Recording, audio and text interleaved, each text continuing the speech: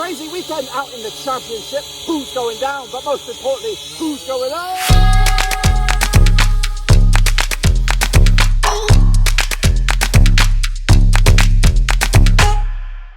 That's right, folks, back once again with another prediction video. Today, we're taking a look at match number 41 out in the Championship, and we'll get to it in just 1 second. If you're new to the channel, smash your subscribe button to keep you bang up to date with all things Championship related, Blackburn Rovers related, world football related. We're getting all here under or above one roof, as you saw, with the drone skis. That's right, got a new drone. Just playing around with it, tinkering with it. Yeah, and it is very noisy. Anyway, before we jump into match number 41, we're going to take a look back at matchday 40, see how we got on, see how you got on, see how I got on. But before then, big shout out and a round of applause for the supporting gang, the VIP gang. It's the patrons, boys. That's right. Bianca Moller, Daniel Mellor, No Code Drinker, Aztec Marky B Mark, the legend, John Spurn, Tom Beresford, Tom Clark, Cody Cahoe, Russell Frost, and of course LG and Cow. Thank you so much for becoming patrons of the channel, supporting it as you've done this past year. It's been about a year since I've had the Patreon up and running. If you want to join the illustrious VIP gang as we rolled into the 1 year anniversary of the Patreon, there is a link down below, patreon.com/Roverseas. For as little as a value soda a month, you could support the team, become number 11. That makes up a dream team, boys and girls. It's a dream team. You know what not a dream team is? Blackburn Rovers at the moment. That's absolute shit show at the moment. But let's get into it then, shall we, and take a little look at match number 41. So of course, match number 41 is around the corner. Match day 40 though is right here, right now. So this is the criteria, folks. 0 to 3, you're in the shit face gang. 4 to 8, you're in the straight face club. 9 plus, you're in the top banana. Now, reason why I've kind of bent the rules a little bit is because one of the games of this current match day that we're still technically mathematically in, that is the Hull Middlesbrough game. The results not come in yet, so that's why we've tweaked the scores a little bit. So let's get into it then and have a little look at what it's all about. Okay, folks, here we go with match day 40 first. We're going to take a little look at what went on with the past match day. So we're going to jump in with it. It's Millwall. They duked out to a 1-1 draw with Swansea. Both two teams, of course, compete for those top 6 spots, but it doesn't work out for any of them, absolutely, in the end. Bennett with the goal for Millwall, giving the lead, and a big fat OG for Białkowski gave Swansea a share of the spoils. They've not had the best of luck so far, Swansea, since the reboot. Neither can say the same can be said for Rovers. They just picked up 1 win out of 3. Actually won with the 1-1 draw. Got that one bang on the Bolinos, folks. I didn't get the next one right. 2-0 win for Barnsley. That's right. Connor Chaplin and Jacob Brown with the 2 goals. Big bad boy Broughton getting himself sent off on this one. I actually went 2-1 in favour of Rovers, so I got that one wrong. So not great. Reading against Brentford was one-way traffic. It was a 3-0 win for Brentford. Mbembo da Silva and Castillo on the score sheet for Brentford. I actually went with the 2-0, so a bit of it close to the money. QPR and Fulham, that was a 2-1 final score. Actually went with the 1-0 win for QPR. They actually took the lead. Jordan Heigl gave QPR the lead, but then it was later on, Harriata and Cyrus Christie gave Fulham all 3 points as they tried to maintain a push for the playoffs and, of course, beyond. Cardiff and Charlton duked out to a 0-0 draw. I got that one bang on the pissing nose. Of course, Cardiff compete for the top 6. Charlton competing for survival. Leeds United against Luton. The Battle of the L's ended up all square. That's right. I went with a 3-1 win for Leeds. And they've also had not the best start either. Of course, all the talk of the town was at the DW today, which is Wednesday, and it was Wigan. They did beat Stoke 3-0 quite comfortably. They're going to need more of that. I actually predicted 3 goals in this one. I actually went with a 2-1 win for the Ticks. But of course, they've been hit with administration. That's right. So they're going to face a 12-point deficit either this season or next season. This season, if they manage to stay up, I believe.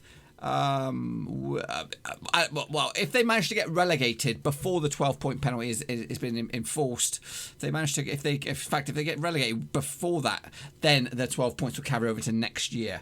So, but I think right now this would put them down to 38 points, which would make them bottom. But they've got the mojo. If they can keep the right frame of mind, the right mentality, they should do the Great Escape. Because now the Great Escape was Luton and the Great Escape was Barnsley. Now it's going to be the Great Escape will be Wigan. Anyway, the Nobbers did take on Wayne Rooney, and it was a 1-0 win for Wayne Rooney. Rooney. I went with a 2-2 draw on that one, so I got it wrong. Birmingham against Huddersfield. That was a 3-0 spanking. That's right. I actually went the 1-0 win for the Teddiers. So yeah, they got themselves up and running. Sorry, let's go back a bit. The Wigan goals were Kay Naismith with the brace, Kieran Dowell as well. The goals for Leeds and Luton completely overshot this bad boy. The goals for Leeds, where are you? Stuart Dallas was the equaliser. Harry Connick gave Luton the lead. And then, of course, Wayne Rooney got the one and only goal for Wayne Rooney FC with the win. And as for the Huddersfield's victory over Birmingham, the goal scorers on that day was Carlin Grant with the penalty, Fraser Campbell and Elias Kachunga. Flipping Forest got himself back into contention and back into good form with a 1-0 win over Bristol City. Thiago Silva get himself the goal. Ashley Williams get himself sent off. Sheffield Wednesday lost to West Brom. Charlie Austin with the penalty and Mateus Pereira with the brace. I went with a 3-0 with the other one, not too bad. 3-0 from Albion. I went with a 2-2 on this one. And of course the last game, we just don't know. And I already tell you right now, I'm going with the 2-1 win for Warnock and the boys. So all in all, I did reasonable. 1, 2, 3, 4, 5, 6, which puts me in the straight face club.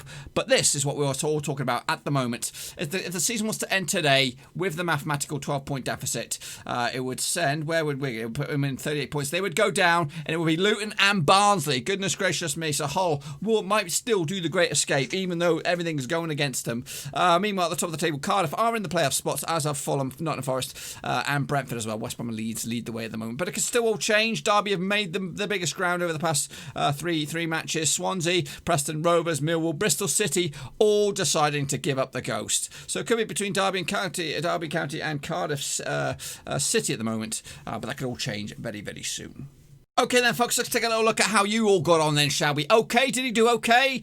Well, yes, he did. Yes, he did okay. AKA No-Co Drinker Joachim Johansson. He did also very, very well as well, but he gets a round of applause because he's a legend for supporting the channel. Vincent Hung, you also did very, very well as well. Achman Sol, not too shabby as well. Brian Petford, you did shit, mate. Bloody Arrow, you did shit as well. Cody Cahoe is there, but you'll see him in a little bit.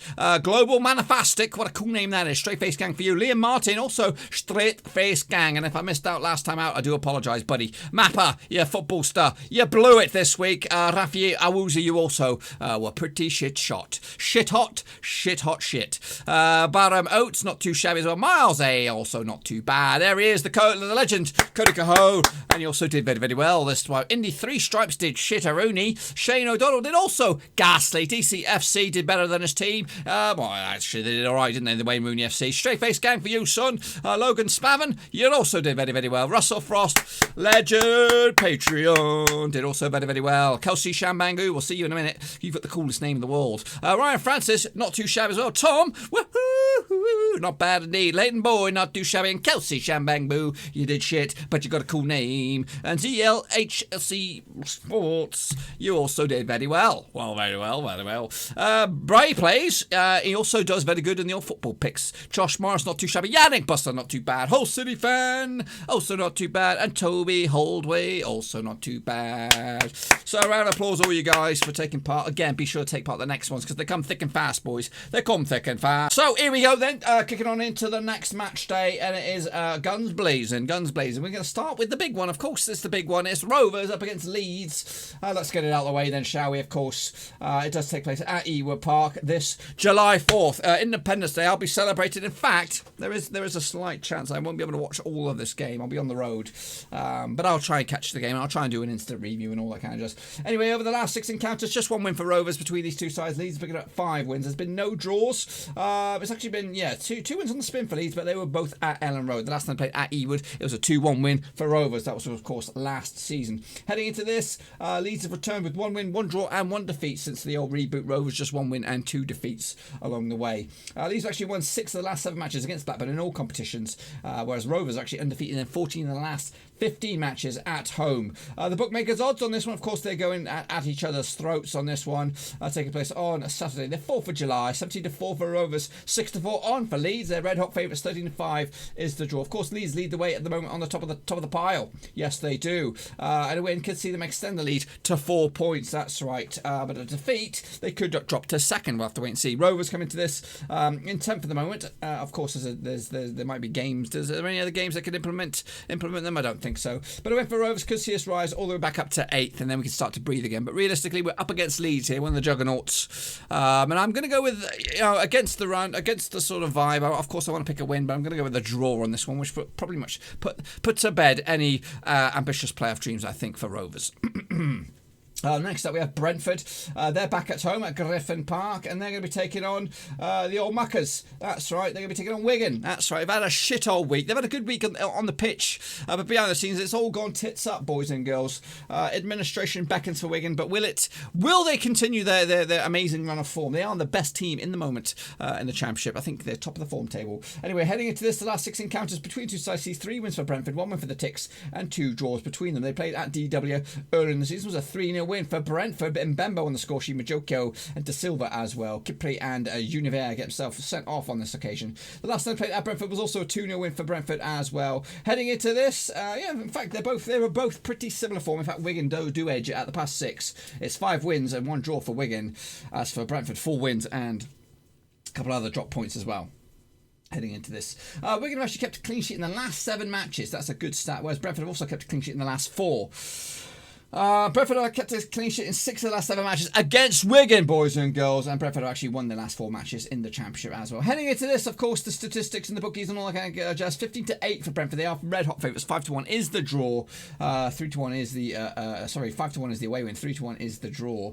Of course, a win for Brentford will do them the world of good to keep them ambitious top two push alive. They currently find themselves 69 points. A win would put them on to 72, and that would be within touching distance of that top 2. A win for Wigan, currently find themselves in 14th, but without that 12-point deficit, a win would put them up to 53 points and possibly up to 13th for the table. But again, with all that hanging over their head, I'm going with a 3-0 win for Brentford. Despite the better thing of Wigan's form, I think it's going to come crashing down this weekend. Next up, we have Bristol Shitties. No offence, sorry buddies. Up against Cardiff Shitty. There we go. 2 shitties. They're not shitty city. I'm just saying it. I'm just saying. Anyway, the last 6 encounters sees 2 wins for the Robins and 4 wins for the Cardiff. That's right. And they did play earlier in the season in Wales. It was a 1-0 win for Bristol City. Josh Brownhill, who I think is now a dingle. He's got that 6 finger and everything. The last time they played in Bristol City was a 2-1 win for Bristol City. That's right. So, of course, 2 similar sort of strength teams. Of course, Bristol City have actually had a really, really shit reboot. 3 defeats on the spin. Whereas Cardiff are looking savvy. 2 wins and a draw at the past 3 games heading into this. Cardiff have actually undefeated in their last 5 matches on the grand scheme of things, where Bristol City have actually lost their last 3. The bookmakers' odds on this one taking place on when does this one take place? It does take place on Saturday as well. 11-5 for Bristol City, 5-4 for Cardiff, 9-4 is the away win. Did I say that right? 9-4 is the draw, 5-4 is the away win.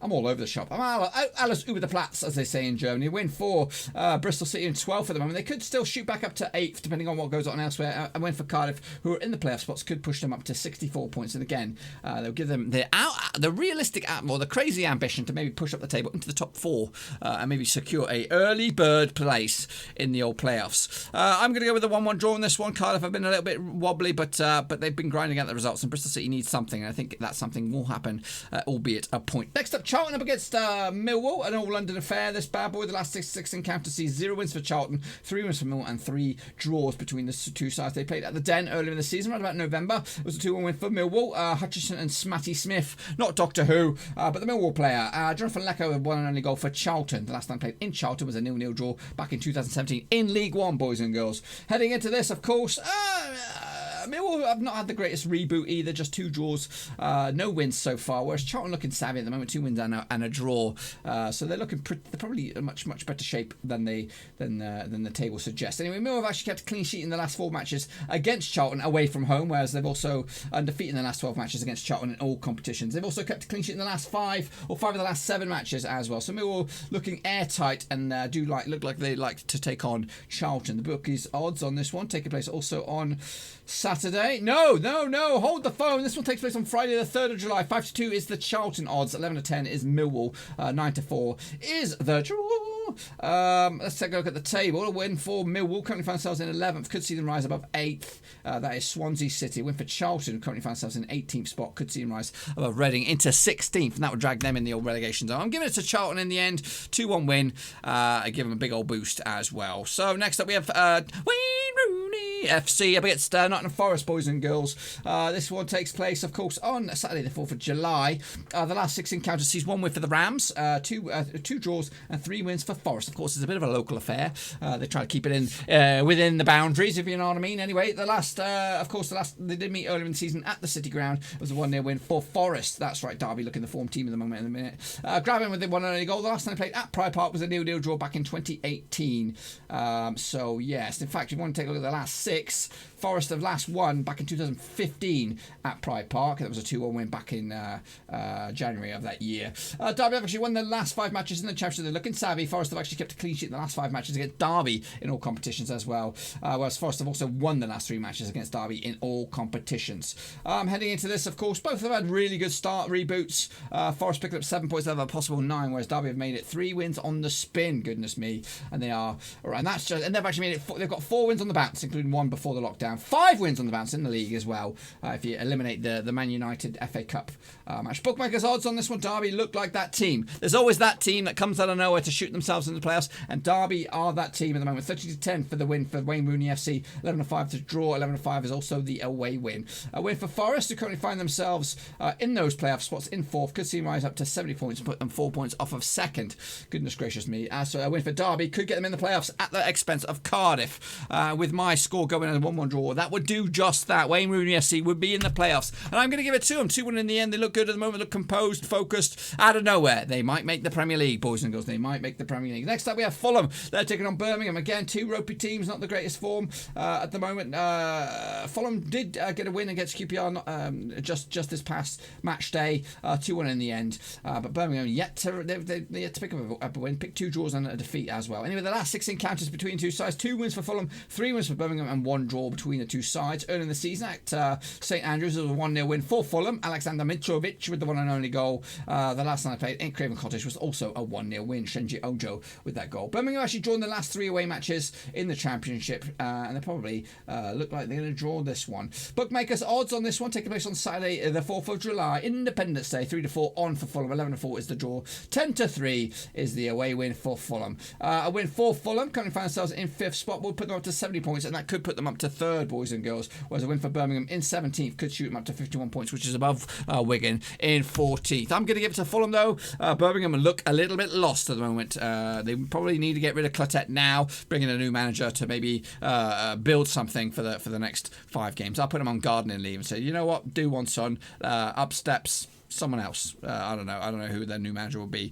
Get your thoughts and opinions in the comment section who you think will be Birmingham's new manager next season. Next up we have Huddersfield up against Preston, who have had another team that's had a terrible reboot, and that is Preston North End. Huddersfield come back into it though with a win just this past match day, and with the last 6 encounters between these 2 sides sees 2 wins for Huddersfield, 4 wins for Rovers, 0 draws. They did play at Deepdale early in the season. It was a 3-1 win for Preston. Stockley, Brown and Gallagher for the penalty spot, and Junior Bakuna on the score sheet for Huddersfield. Heading into this, of course, just 1 point past out of possible 9 since the reboot for Preston. Just 3 points out of possible 9 for Huddersfield. Heading into this, Huddersfield actually scored at least 3 goals in the last 3 home matches against Preston in all competitions, whereas Preston have actually lost their 5 of the last 6 matches in the Championship. The bookmakers odds on this one does take place on Saturday the 4th of July. 6-4 for the Huddersfield victory. 15-8 is the away win. 11-5 is the draw on this bad boy, and a win for Huddersfield in 19th spot could get them up to 48 points, which will be in 18th spot, which will be clear of that relegation zone. A win for Preston in 9th could give them 60 points, and put them up to 7th, and then they'll be back into that playoff push discussion. I don't think it's going to happen though. Preston looks shaky, and they're going to get a rude awakening this weekend. Next up we have Luton Town. We're going down. They still might go down. Going to be taking on Reading this weekend. Let's take a look at this one. The last 6 encounters sees 1 win for Luton, 5 wins for Reading, 0 draws. They played at the Bajayski earlier in the season. It was a 3-0 win for Reading. Michael Morrison, Ajara, McCleary on the score sheet as well for Reading. And the last time played though in Kenilworth Road was a 3-2 win for Luton Town. That was back in 2006. Rowan Vine, Dean Morgan on the score sheet. Kevin Doyle with a brace for Reading was not good enough though. Heading into this, Luton have had a good reboot, picking up 5 points of a possible 9, whereas Reading just picked up the 1, and that was a draw against Stoke on the first match day back. Reading have actually won 5 of the last 6 matches against Luton in all competition. They've also scored at least 2 goals in the last 4 matches against Luton as well. The bookmakers odds on this one, they might lean a little bit towards Luton on this. It is home form. It does take place on Saturday. It's 8-5 for Luton, 17-10 for Reading, 9-4 is the draw. A win for Luton Town, currently currently they are bottom of the table without that deficit for Wigan. Could see them get out of the drop zone at the expense of Stoke, put them to 43 points, depending on what goes on above them as well. Whereas a win for matey boys, where are we? Reading, with Reading in 16th, could get them to 52 points, which would be above Sheffield Wednesday in 13th. I'm going to give it to Luton Town, give them the 1-0 win, 3 points, massive at this stage. Next we have Stoke up against Barnsley, another two teams struggling at the foot of the table. Last 6 encounters sees 2 wins for Stoke, 1 win for Barnsley, and 3 draws between the two sides. They played at Oakwell, and the season was a 6-goal belly buster, with Stoke winning 4-2 in the end. Sam Kluges with a brace. Barnsley's goals coming from Cameron McGeehan and Patrick Schmidt as well. Heading into this, Barnsley having a good reboot as well, 7 points out of a possible 9. Stoke have an absolute shitter so far, just 1 draw at the past 3 matches. Heading into this, the bookies' odds on this one does take place on... Where does it take place? Yes, it does take place on Saturday, 4th of July. 6-5 for Stoke, 9-4 the draw. 23-10 is the away win for Barnsley. Win for Barnsley could put them on to 44 points, which would be above Middlesbrough into 20th. And win for the Stokies and 21st spot, put them on to 46, above Charlton into 8th. It's that sort of game, folks, that sort of game. I'm going to give it to Barnsley, 2-1 away win, giving them the 3 points. At this stage, that's monumental, because anything from here on in, it's dangerous. Next up, we have Swansea City up against Sheffield Wednesday, 2 indifferent kind of sides at the moment. Heading into this, the past 6 encounters sees 2 wins for Swansea, 1 win for Sheffield Wednesday, and 3 draws. They played at Hillsborough earlier in the season. It was a 2-2 draw. Fosteri and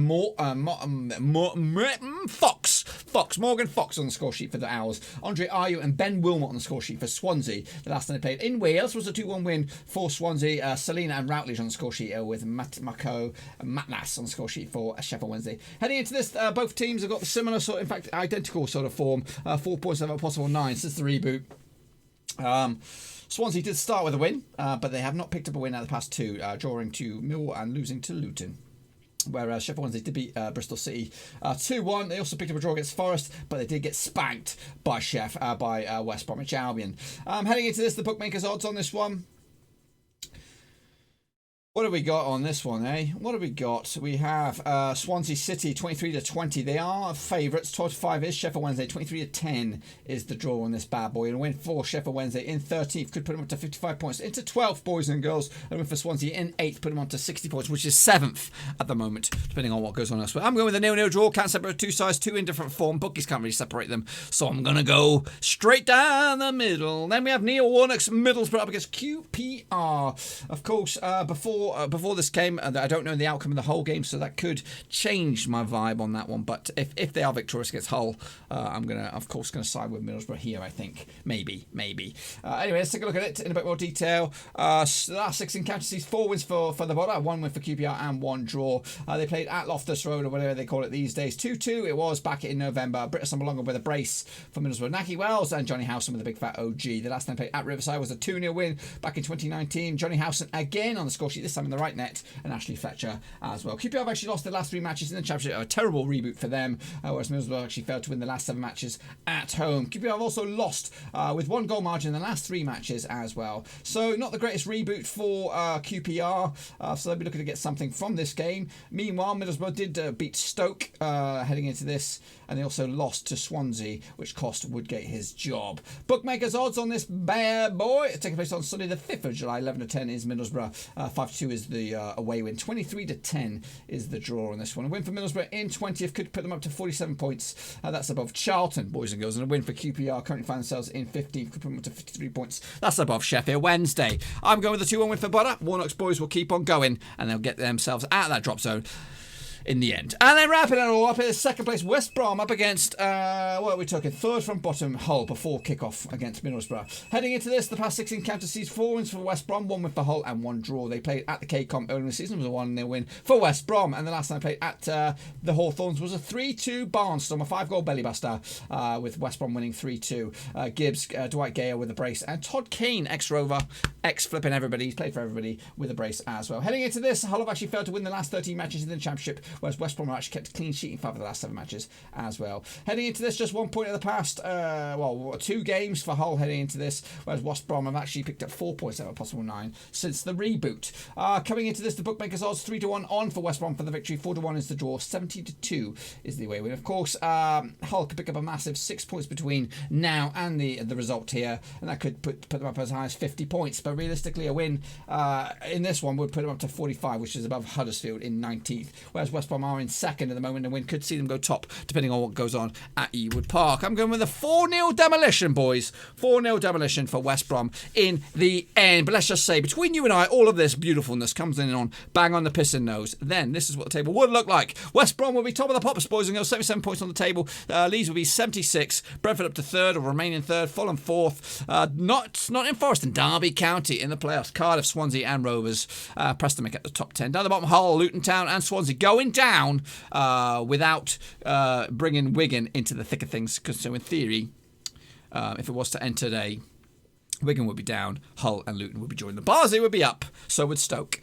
Anyway, it's a crazy old world, and you never know. You just don't know what's going to happen in regards to the Championship and amongst other teams. You know, this COVID piece of shit is killing lots of stuff, lots of businesses around the world, and it's probably going to kill a few football teams as well. So it's absolutely horrible news for Wigan, despite our bits of differences and all that kind of good stuff. You spanked us on the field, boys and girls, but you're getting a bit of a spanking by the administration folk and all that kind of guy. Hopefully it'll get all sorted out in the wash, and you may even stay up as well, because you guys have been playing some good football as of late, grinding out the results. And yes, so we'll see what happens over the next few weeks.